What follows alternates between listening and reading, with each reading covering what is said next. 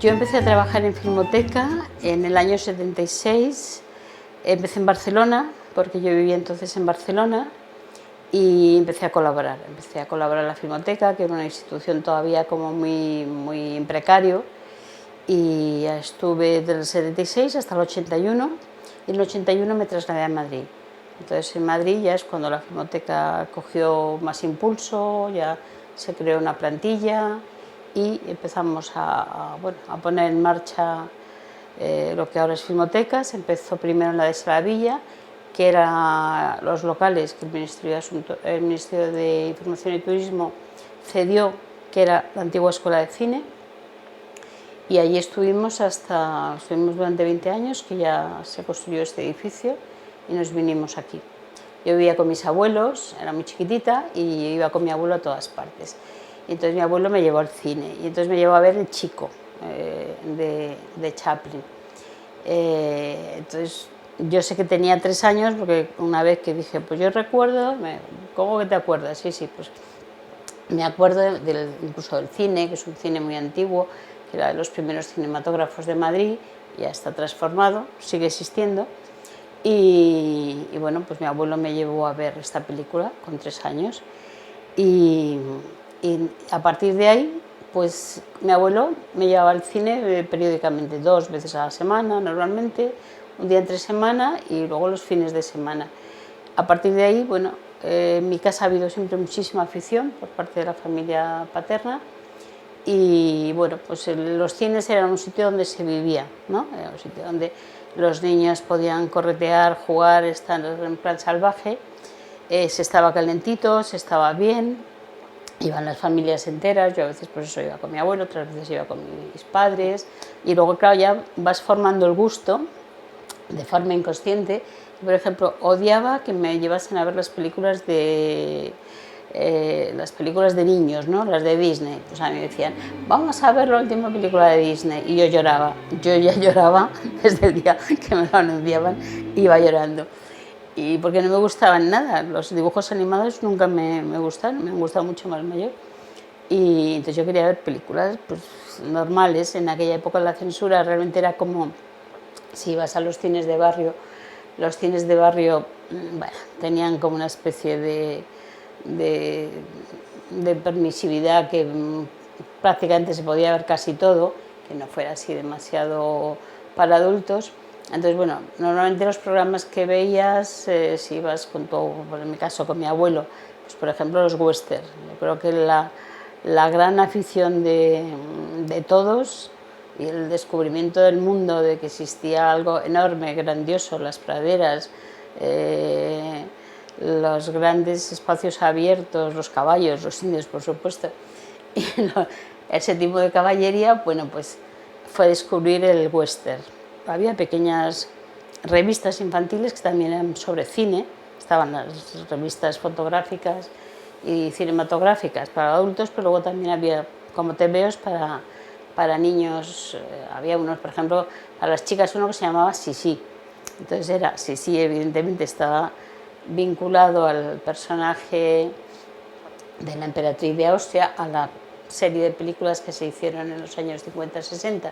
Entonces ahí te contaban historias, pues un pequeño resumen en fotogramas de una película, y luego la vida de los artistas, ¿no? De pequeñita, yo era una niña un poquito precoz, me parece para todo, yo descubrí a Charlton Heston, un señor que nos parecía guapísimo, se le hizo muchísimos western. Y entonces, bueno, pues evidentemente mis preferidos eran los que salía Charlton Heston. Y luego, claro, ya vino John Ford. Entonces ya vino John Ford con sus grandes obras sobre el oeste americano, con John Wayne, evidentemente también como actor fetiche casi. Entonces, bueno, pues esas eran las películas, evidentemente, pues yo algunas de ellas me las veía 2 veces a la semana, y si podía 3, ¿no? Y, por ejemplo, pues Dos cabalgan juntos, ¿no? Pues una película durísima, sobre el tema bueno, de las poblaciones indias, que a su vez que son masacradas por los blancos, evidentemente, que de vez en cuando ellos hacen incursiones y secuestran a mujeres y niños, básicamente. Claro, cuando tienes 10 años no entiendes, ni siquiera entiendes que haya dos culturas, haya dos mundos, haya esta lucha brutal, ¿no? de, de, de aniquilar completamente una población como la población amerindia.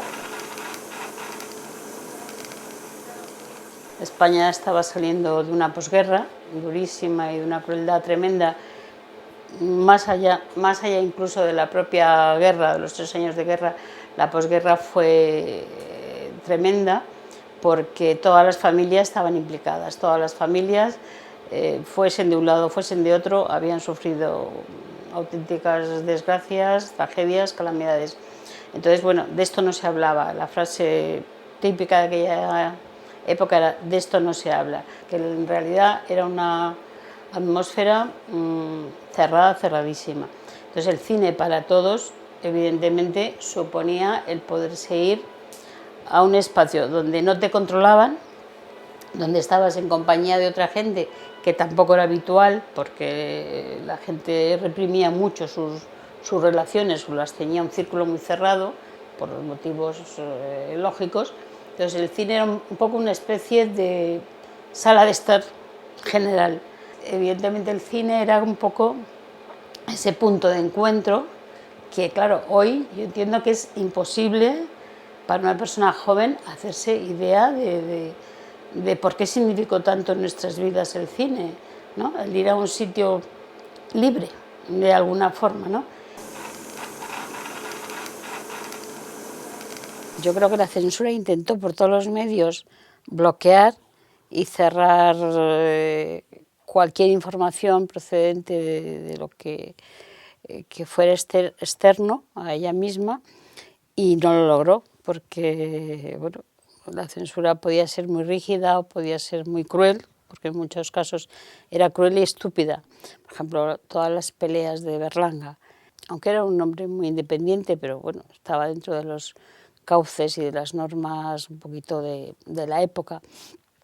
No eran unas películas, claro que había una crítica social, todas sus películas tenían, pero una crítica social dulce. Por favor, don José Luis Rodríguez.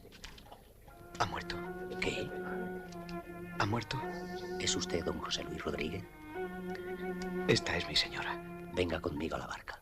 Él no era un hombre agresivo, no era un hombre, por ejemplo, comparándolo con Bardem, ¿no? Que Bardem estaba mucho más, evidentemente, al Partido Comunista y seguía unas directrices muy fieles al partido, y Berlanga no. Berlanga era un hombre bohemio, pues como vividor, anárquico, y todas sus películas fueron una lucha titánica contra la censura en cosas que a lo mejor en otro cineasta no hubieran tenido tanta importancia, ¿no? A ver, había muchas películas en los años, sobre todo en los años 60, los grandes escándalos, 50, ¿no? Gilda bueno, Gilda fue una película que causó furor, y causó furor porque se presentaron casi las fuerzas de orden público a prohibir la exhibición de la película. Put the blame on Maine, boy. Put the blame on Maine. Por ejemplo, recuerdo que me impactase muchísimo Sed de Mal, la película de Orson Welles, que es una película durísima, que ni siquiera sé cómo esa película pasó en España sin que la masacrasen del todo o directamente no la estrenasen, porque además fue una película que funcionó muy mal comercialmente.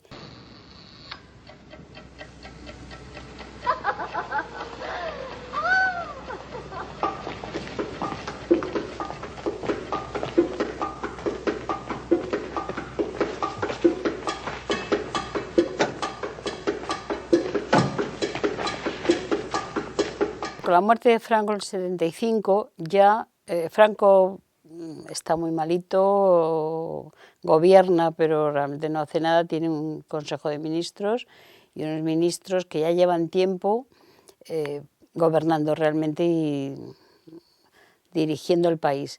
Dentro de esa dirección está que ha cambiado la situación económica y tienen que abrirse a nuevos mercados, aparte de todos los fenómenos del turismo, de otras influencias económicas y sociales. Entonces, esa censura tan fuerte, hasta los años 60, 60 y pico, el 65 existe, pero hay como una especie de juego extraño y perverso, porque de hecho, por ejemplo, se hacen películas que son muy famosas, se llaman las dobles versiones, películas absolutamente escandalosas, no tanto por la... Vamos a ver, no son películas buenas películas o películas importantísimas que tengan un problema de censura, no, justamente son películas normalmente malas, muy comerciales, donde empieza a permitirse un fenómeno que aquí se llama el destape, ¿no? Está cojonuda también. Esa pobre tiene menos salud que un pájaro. La tengo aquí por lástima, como a tus hermanas. Pero ya me he cansado de ser bueno. La semana que viene las cambio, ya lo sabes. Si despide usted a las gemelas, despídame también a mí. ¿De acuerdo? Os digo que en España siempre como que hemos jugado un poco al posibilismo. Y el propio Estado, el propio gobierno, pues o ha hecho la vista gorda, ¿no? O ha pensado que realmente siempre va a ser una minoría. Y luego se iba también a Francia a ver películas.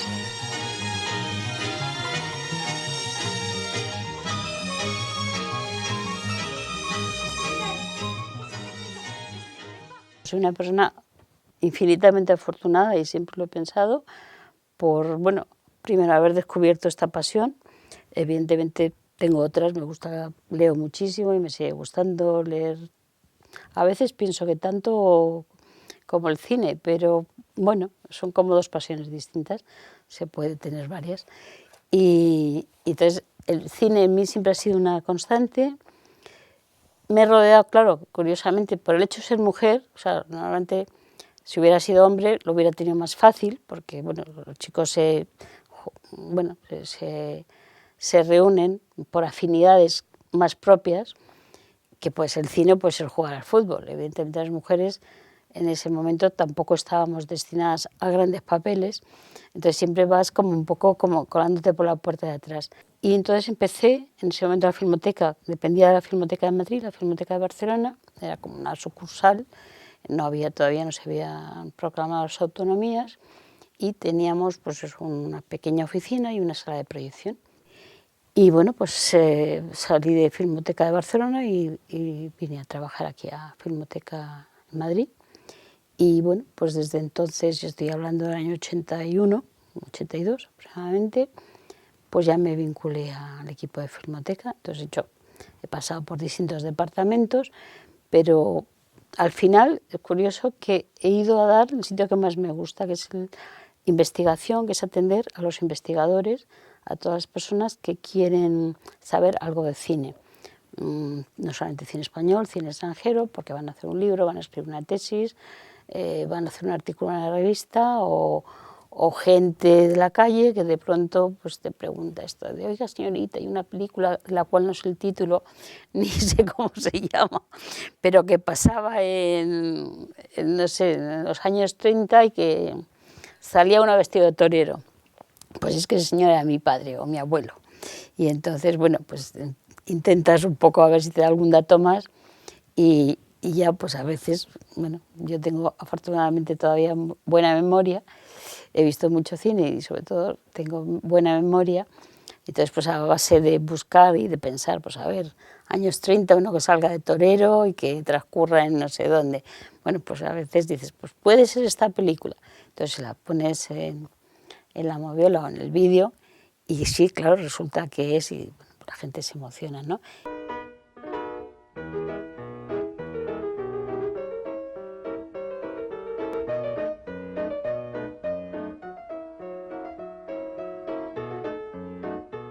La historia del cine desde sus inicios está llena de cambios, desde las primeras peliculitas de 2-3 minutos con medios escasísimos, sin apenas poder mover la cámara, sin poder hacer desplazamientos, rápidamente empiezan a prolongarse esos rodajes, empieza a tener vida propia y va cambiando continuamente.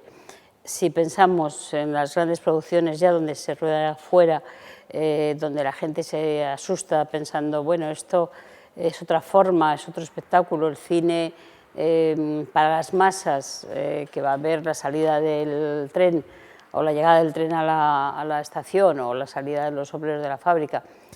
Continuamente se va produciendo este cambio. Claro, el cambio fundamental es cuando a finales de los años 20 empieza el sonido.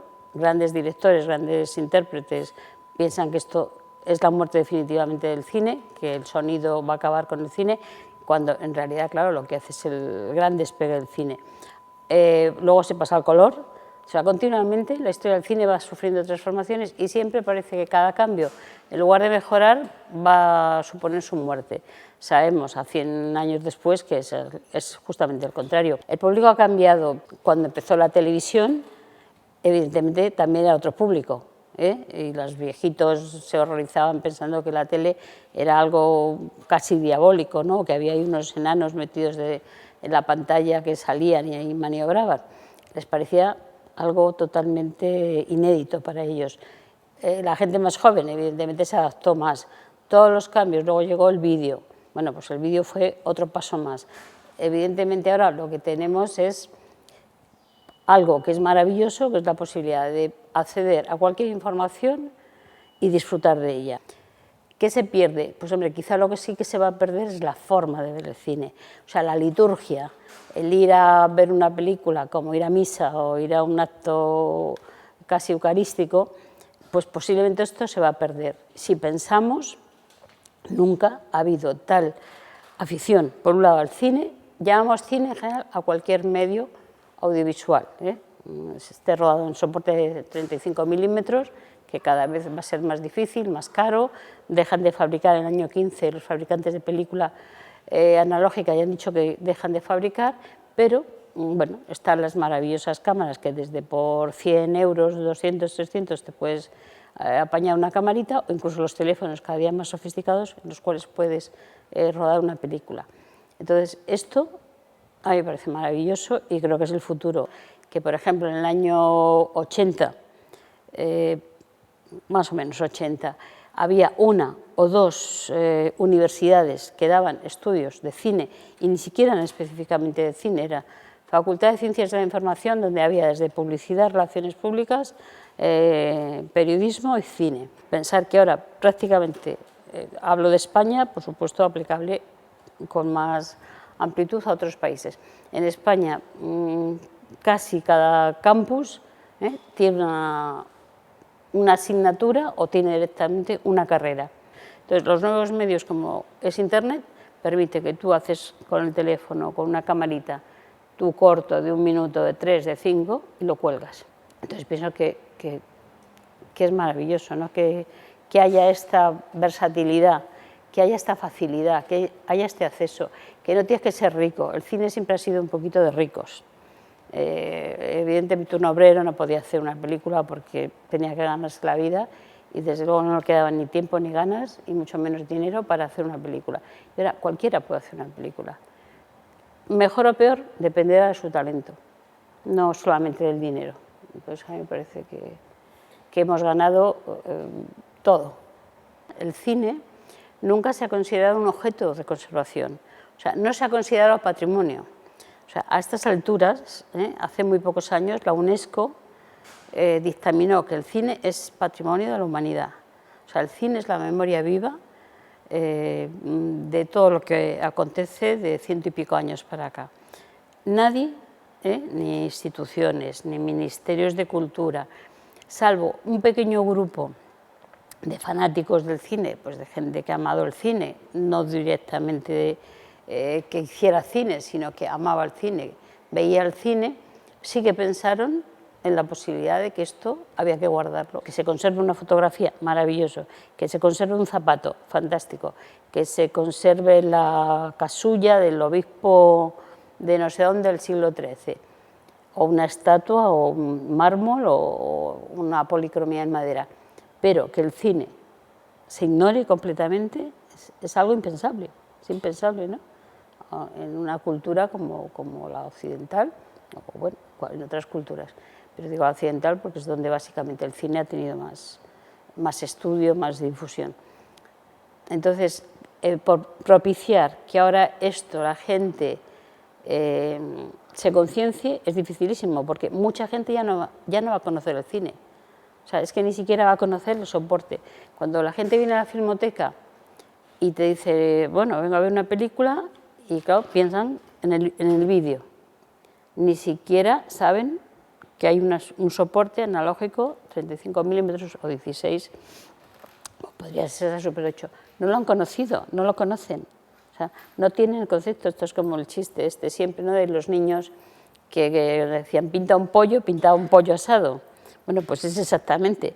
Los niños pequeños, muchos de ellos no han visto nunca una gallina o un pollo. Ha habido gente, ministros de Cultura, hablo de este país, cultísimos, gente de renombre de Semprún, bueno, Solana, gente de un nivel impresionante, ¿no?, de cultura a todos los niveles. Bueno, jamás hemos conseguido que este discurso entrase en su cabeza. Siempre les ha parecido lógico cuando se les explicaba, directores generales, ¿no?, directores generales que incluso algunos eran directores de cine, y claro, les parecía algo lógico, que pues sí, claro, tenéis toda la razón. De hecho, se ha invertido mucho dinero en el archivo, concretamente en el caso de Filmoteca Española, o Filmoteca de Barcelona, o Filmoteca de Andalucía, o Filmoteca Vasca. Lo ven lógico y lo ven, pues que sí, claro, que cómo no, y han dotado de medios para hacer estos archivos. Pero cuando están en el cargo al cabo de un mes, entiendes, bueno, que tienen prioridades. Los cargos políticos, por muy buena intención que tengan, tienen muchas prioridades más importantes, que son la propia política y el propio cargo, ¿no? Entonces se les olvida. O sea, yo puedo haber conocido 20, 30 directores generales, mínimo, que han venido a vernos a Filmoteca, nos han felicitado, han dicho, bueno, Dios mío, qué maravilla, esto hay que guardarlo, esto no tiene precio. Se van del cargo, sea a los 6 meses, sea a los 6 años, y nunca más se vuelven a acordar. Dentro del mundo del cine, claro, lo que es conocido es la dirección, es la interpretación, son los guionistas, son los músicos, bueno, hasta los eléctricos, que aunque no formen parte del glamour, pero bueno, es toda una serie de profesiones que hacen que el cine o las imágenes estén vivas. Curiosamente, hay todo un mundo alrededor del cine que no es conocido, que no es brillante y que prácticamente nadie tiene casi conciencia de ellos, ¿no? Me refiero desde un profesor que estudia cine, historia del cine y enseña a sus alumnos, a un crítico cinematográfico, a un director de cine club, pero luego hay estas profesiones colaterales, como puede ser, por ejemplo, un proyeccionista de cine. Sin un proyeccionista de cine, y hay películas muy preciosas de los últimos 10, 15, 20 años que han hablado de esta figura, ¿no?, del proyeccionista, pues también como este personaje extraño, al margen de todo, que es casi como un farero que vive encerrado en un faro y ellos viven en su cabina de proyección. Claro, hay una pregunta evidente, ¿por qué hay tan pocas mujeres? No solamente directoras, guionistas, en cualquiera de los oficios o aficiones relacionadas con el cine hay pocas mujeres, cuantitativamente poquísimas, desde que empezó el cine hasta nuestros días. Sí, hay gente y ha habido gente importante, pero claro, la pregunta es la misma que podíamos aplicar a cualquier profesión, porque hay tan pocos directores de banco, porque hay tan pocos presidentes de gobierno, porque hay tan pocas comandantes de aviones. Ahora hay, evidentemente, antes ni se pensaba que una mujer podría tripular un avión, fuese de pasajeros o fuera de guerra, o un barco o conducir un tractor, simplemente que es una profesión. Entonces, en el mundo del cine pues se puede aplicar lo mismo. En el mundo de la literatura quizá hay más, porque escribir es algo más fácil, que puedes hacer a lo mejor más compatible con una vida familiar. El mundo del cine, como cualquier expresión creativa que te absorba mucho, es muy difícil de compatibilizar porque tienes una vida normalmente un poquito desordenada. Que hay mujeres que han trabajado con sus maridos en muchas profesiones del mundo del cine y nunca han figurado ellas, han figurado los maridos. Y no creo eso, que el género que el género condicione. Dificulta, evidentemente, pero dificulta por la forma de vida. En las escuelas de cine, que yo me guío bastante, ¿no? por cómo están evolucionando, en las escuelas de cine hay cantidad de chicas haciendo cine. ¿Qué pasa? Que luego efectivamente dejan la profesión antes que los hombres. Son menos competitivas, en este aspecto les falta un poquito de ardor guerrero para luchar y mantenerse. Y bueno, pues lo hago, ¿no? Objetivamente yo no puedo decir que me ha dificultado. Sí es verdad, es que estoy en el mismo sitio de hace 40 años, pero es verdad que yo no soy nada competitiva. Entonces no puedo decir, no, es que me han marginado. Hombre, a lo mejor en una sociedad ideal, ¿no? Pues podría haber más facilidades. Por ejemplo, ¿cuántas directoras de filmotecas hay? Pues es que se pueden contar con los dedos de una mano. Entonces, bueno, es todo como un poco un círculo vicioso. Yo no me he sentido... De joven no lo he percibido, porque además he vivido un poco a la sombra de figuras masculinas. Quizá cuando yo he sido ya más independiente y tengo más conciencia de persona, sí me ha dado un poco de rabia, ¿no? Entonces yo no puedo decir, no, es que me han marginado. Pues hombre, a lo mejor sí que podría haber habido una mejora general, pero mis compañeros también, mis compañeros hombres también podrían haber mejorado. Estamos todos en el mismo sitio de partida en el que empezamos la carrera. Entonces, no puedo echarle la culpa, bueno, al hecho de ser mujer. Sí, el hecho de ser mujer te hace ser menos competitiva, eso seguro.